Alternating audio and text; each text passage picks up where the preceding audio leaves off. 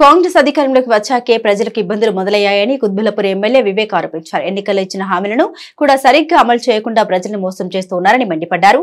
రాజకీయాల్ని పక్కన పెట్టి ప్రజలు ఎదుర్కొంటున్న తాగునీటి ఎద్దడిని తీర్చాలని వారు డిమాండ్ చేశారు. ఏదో ఆరోపణలు చేయాలి బీఆర్ఎస్ పార్టీ పైన మా నాయకుల పైన చేయాలని ఒక ప్రెస్లో మాట్లాడాల్సిన అవసరం ఉంది పార్టీ పైన ఉద్దేశంతో మాటలు కనపడతాం తప్ప వాస్తవాలు కనపడలేదు. మొదట కేటీఆర్ గారి భాష గురించి వారు మాట్లాడడం చాలా హాస్యాస్పదంగా అనిపించింది నాకు. కేటీఆర్ గారి భాష పట్ల వారు అభ్యంతరం వ్యక్తం చేసి కేటీఆర్ గారి భాష మార్చుకోవాలా, తన పద్ధతి మార్చుకోవాలా, చదువుకున్న వ్యక్తి ఇలా మాట్లాడవచ్చా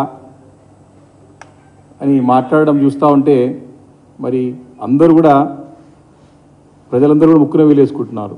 ఎందుకు అంటే మరి వారి ముఖ్యమంత్రి, వారు స్వతహాగా ముఖ్యమంత్రి ఉన్నటువంటి ఉప ముఖ్యమంత్రి బట్టి విక్రమార్క గారు, ముఖ్యమంత్రి ఉన్నటువంటి రేవంత్ రెడ్డి గారి యొక్క భాషని ఎప్పుడైనా సరిదిద్దుకోమని చెప్పి ప్రయత్నం చేశారా?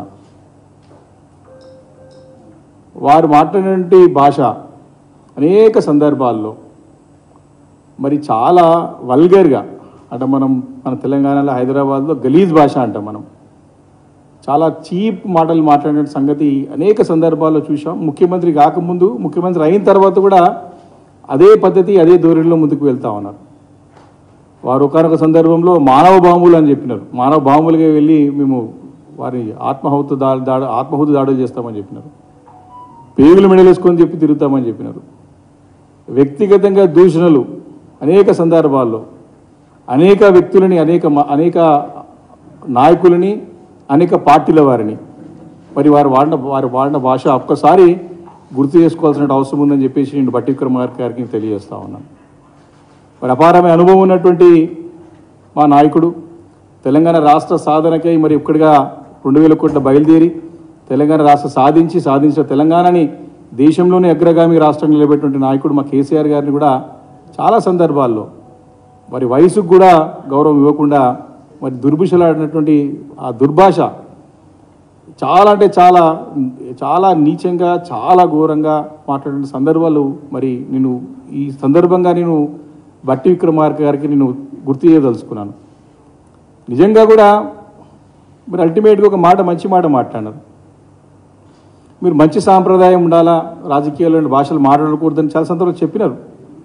కానీ అది మీ ముఖ్యమంత్రి, మీ నాయకుడికి, ముఖ్యమంత్రి రేవంత్ రెడ్డి గారు చెప్తే బాగుంటుంది. వారు మాట్లాడిన భాష మరి ఏ రకంగా ఉందో మీరు పక్కన ఉన్న సందర్భాల్లో అనేక సందర్భాలు మాట్లాడారు. మీరు పక్కకు ఉన్నప్పుడు అభ్యంతరం వ్యక్తం చేయాలి. సరే, మీరు పదవిలో ఉప ముఖ్యమంత్రి ఉండొచ్చు, కానీ రాజకీయంగా మీరు సీనియర్ కాంగ్రెస్ పార్టీ నాయకుడు, డిఎన్ఏ స్వతహాగా మీ కాంగ్రెస్ పార్టీ కాబట్టి మీరు సూచనలు సలహాలు ఇవ్వచ్చు, అవసరం ఉంటే మీరు ట్యూషన్ కూడా పెట్టవచ్చు.